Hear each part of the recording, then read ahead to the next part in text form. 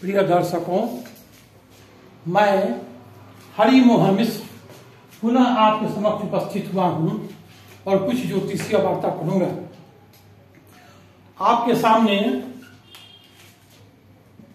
एक जन्म पत्री है, इसको लग्न पत्री भी बोलते हैं। तो इस जन्म पत्री में देखिए ग्रहों की पोजीशन किस तरह से है। सेकेंड हाउस में ही 1, 2, 3, 4, 5 और 6 ग्रह बैठे हुए हैं। थर्ड हाउस में केतु बैठा हुआ है, फोर्थ हाउस में शुक्र बैठा हुआ है और नाइन्थ हाउस में राहु बैठा हुआ है।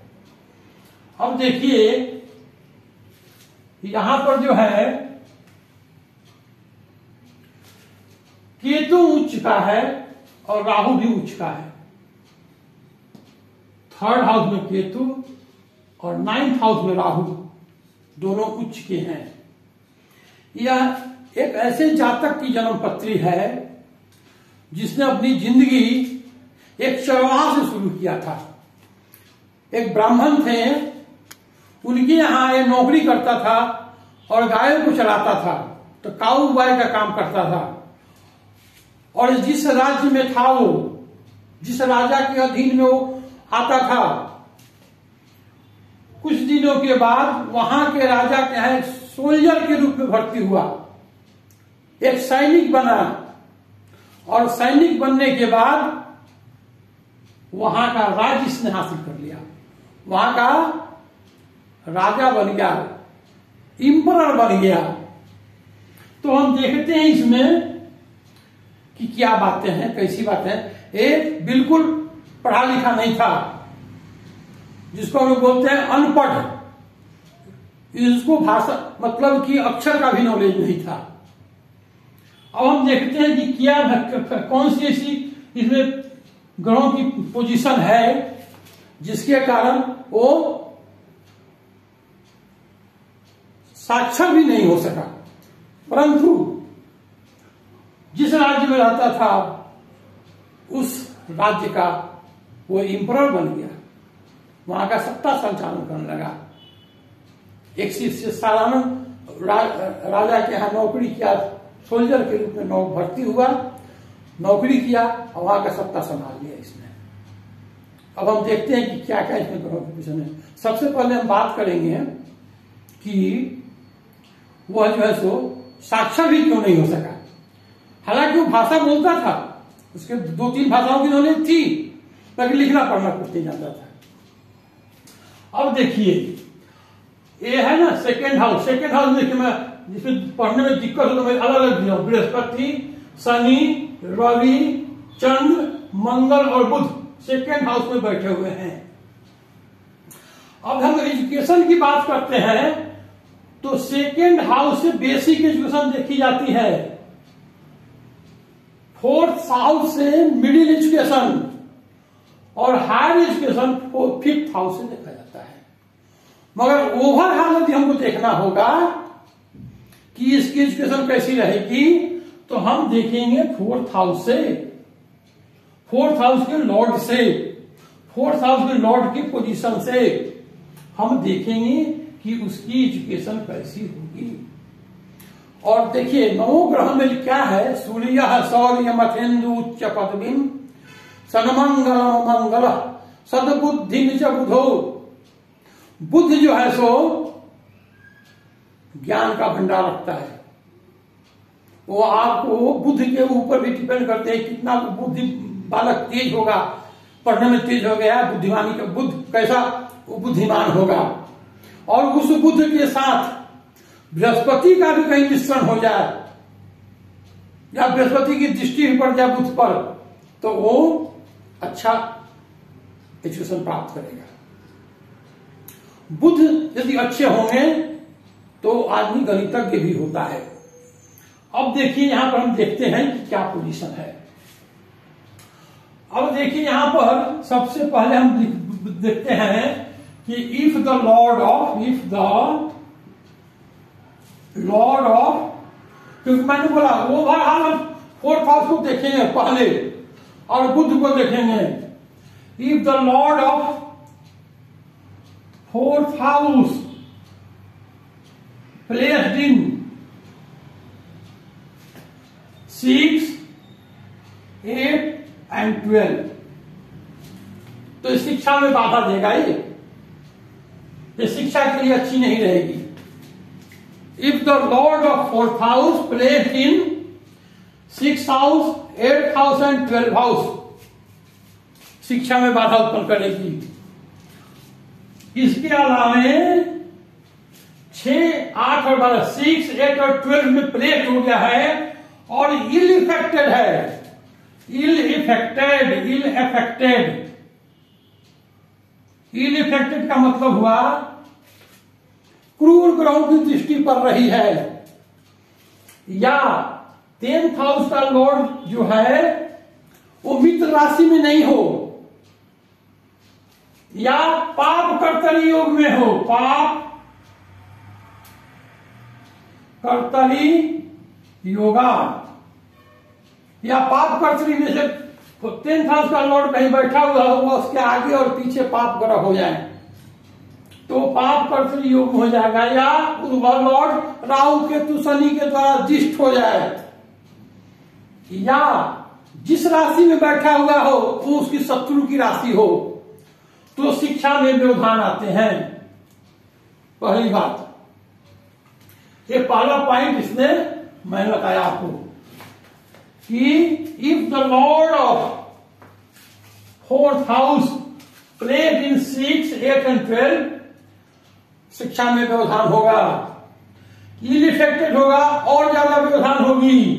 और यदि जो लॉर्ड ऑफ 4th हाउस पाप कर्तरी योग में होगा, आगे पीछे पापी ग्रह होंगे, या ये नीच का हो जाए, शत्रु क्षेत्रीय हो जाए, तो विद्या अध्ययन में प्रॉब्लम आती है। पहला बात। तो दूसरी चीज क्या करता है कि अच्छी विद्या कब होगी? यदि 2nd हाउस में मंगल प्लस चंद्रमा, मंगल और चंद्रमा की युति हो जाए और बुध 10th हाउस में हो,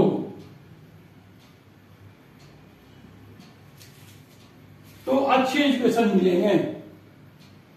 बुध को देखिए, सबसे मैं पहले बता चुका हूं कि ये जो केंद्र है ना, ये केंद्र पहला केंद्र है, इससे पावरफुल 4th वाला होता है, 4th से पावरफुल 7th होता है, और 7th से सबसे पावरफुल होता है 10th होता है।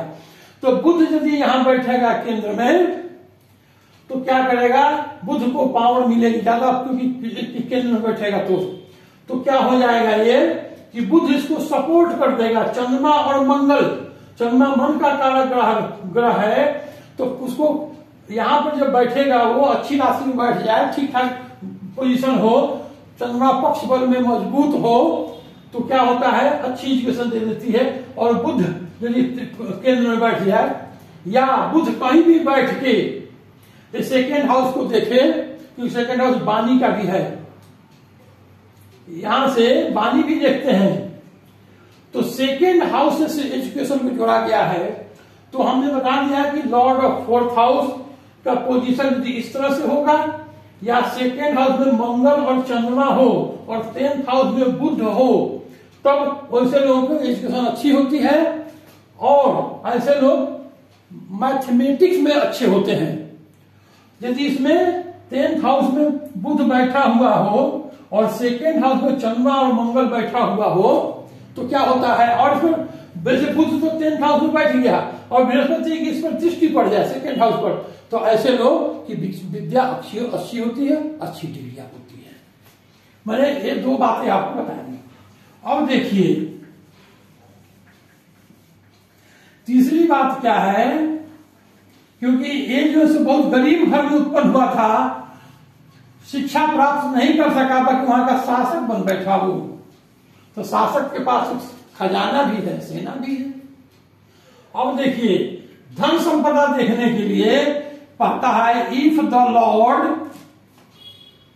Lord of 2nd house placed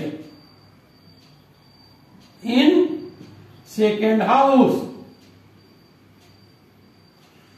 जैसे दूसरे घर का लॉर्ड जो भी बनता हो दूसरे घर में ही हो तो ये धनदायनी हो जाती है, अच्छे धन कमाते हैं ये लोग, ऐसे लोग। फिर कहता है कि चंद्र प्लस मंगल, चंद्र और मंगल जब मिलेंगे तो क्या होगा, लक्ष्मी राज्य को बनाएगा ये। अब प्लस सेकेंड हाउस का लॉर्ड भी वहीं बैठ जाए तब तो क्या होगा, ऐसे लोग धनाढ्य होते हैं, धन का सदुपयोग करते हैं, उनके जीवन में धन की कमी रहती है। अब देखिए सीधी सी बात मैं बताता हूं,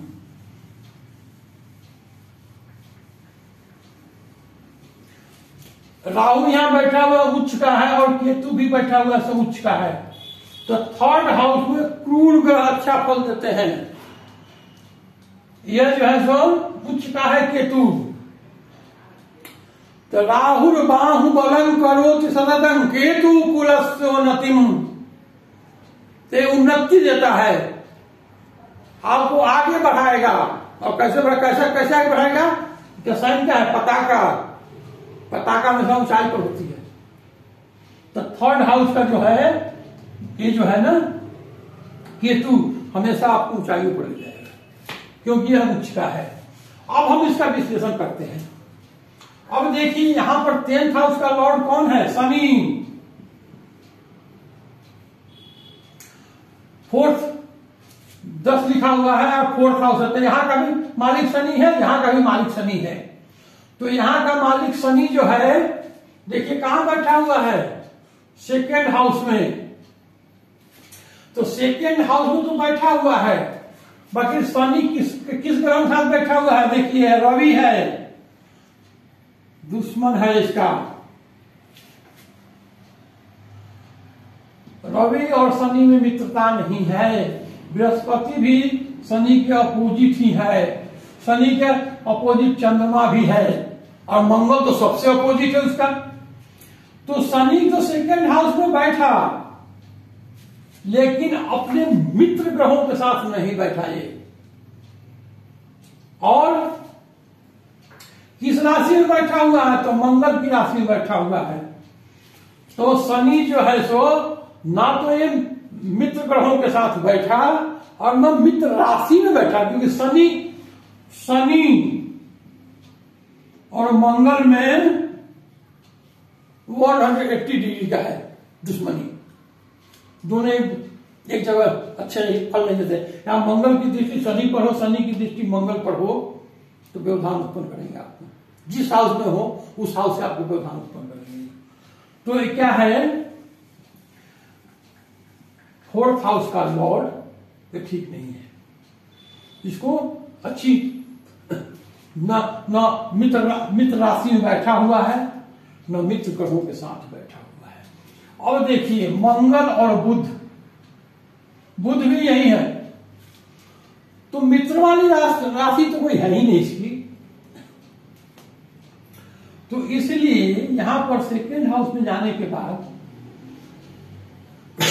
फोर्थ का लॉर्ड जब सेकेंड में गया तो पहला क्या है, मित्र राशि में नहीं है, पहला पॉइंट हो गया कि मित्र राशि में नहीं है। प्लस क्या हो गया, क्योंकि मंगल की राशि में, और मित्र ग्रहों के साथ भी नहीं है, दूसरा पॉइंट हो गया। तो ये दोनों तरफ से खराब हो गया, इसलिए इसको शिक्षा में योगदान मिला। और देखिए बुध भी यहीं बैठा हुआ है, मंगल के घर में बैठा हुआ है बुध, इसलिए बुध भी इसको सपोर्ट नहीं कर सका, इसलिए बाल्य अवस्था में ही इसको एजुकेशन प्राप्त नहीं हुआ।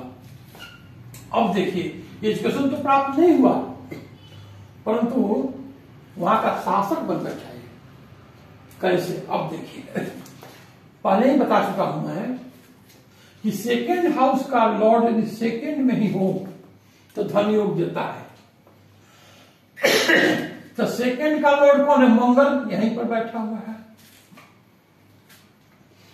पहली बात क्या है, चंद्र प्लस मंगल महालक्ष्मी राजयोग बनाता है।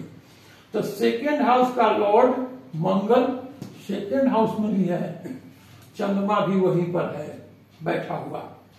अब फिर बोलिएगा कि चंद्रमा जो है सो नीच का है 8 में, वृश्चिक राशि में नीच का है। अगर देखिए किसी भी ग्रह का जब नीच भंग हो जाता है ना, तो जातक जो है सो नीचे से ऊपर भी उतर सकता है। यहां 8 नंबर लिखा हुआ है। तो चंद्रमा जो है 8 नंबर पर नीच का होता है और उच्च कब होता है? वृष राशि 2 नंबर की राशि पर उच्च का होता है। 2 नंबर की राशि का लॉर्ड कौन है? शुक्र। शुक्र यहां केंद्र में हो गया, तो चंद्रमा का नीच भंग हो गया। अब इसको चंद्रमा क्या करेगा? धीरे धीरे ऊपर उठाएगा। तो क्या हुआ? चंद्रमंगल का महालक्ष्मी राज होने के कारण, और बुध भी यही है, तो बुद्धि का उसका विकास हुआ, महालक्ष्मी राज्य बना। और केतु को लस्योन्नतिम, राहु यानी कि केंद्र में बैठा हुआ है, यहाँ पर उच्च का है, यदि त्रिकोण में बैठा हुआ है उच्च का है। तो राहु बाहुबलम, राहु क्या किया? भुजाओं में ताकत है, बाहुबल। और केतु क्या किया? केतु कुलस्योन्नति, उन्नति किया, केतु ऊपर उठाया। इन सब कारणों से हम कह सकते हैं कि ये जातक अनपढ़ होते हुए, लेकिन इनको भाषाओं का नॉलेज था। बुध यहां बैठा हुआ है, वो हिसाब मुंहजबानी जोड़ देता था, जो पेपर और पेंसिल नहीं चाहिए, वो हिसाब जोड़ देता था अपना। तो इन सब कारणों से हम बताएं कि आपको यहां का भी लॉर्ड और यहां का भी लॉर्ड, दोनों का लॉर्ड जो है सो गड़बड़ है। ऐसे एजुकेशन में basic education, middle education, higher education, बाकी इस तीनों घर में से हम 4th हाउस को जरूर देखेंगे, बुध को जरूर देखेंगे। उसी के पोजीशन पर आपको एजुकेशन मिलेगा, और कैसा मिलेगा ये बताएगा कर्मों की पोजीशन। तो आज मैंने एक छोटी सी आपको टिप्स दिया कि एजुकेशन किस तरह से देखना चाहिए। और राहु केतु 3rd हाउस में था, उसको ऊपर उठा दिया। एक सिपाही की अपनी जिंदगी शुरू की, एक सोल्जर से अपनी जिंदगी शुरू करके वहां का शासक बन बैठा। तो प्रिय दर्शकों, मैंने आज विश्लेषण करके बताया। दर्शकों, यदि मेरी बात अच्छी लगी हो तो इसको लाइक करें, सब्सक्राइब करें, चैनल को लाइक करिए, सब्सक्राइब कीजिए, और दूसरों के साथ बैठ कर बात कीजिए, शेयर कीजिए, कुछ सीखिए और कमेंट्स कीजिए। आप जो कमेंट्स करेंगे ना, उससे मेरा मनोबल बढ़ता है। और जितने भी दर्शक हैं, मेरे अग्रज हैं, अनुज हैं और विद्वान ज्योतिषी जितने भी हैं, सबको मैं हाथ से जोड़कर नमस्कार करता हूं और अपनी वाणी का विराम करता हूं। जय श्री राम।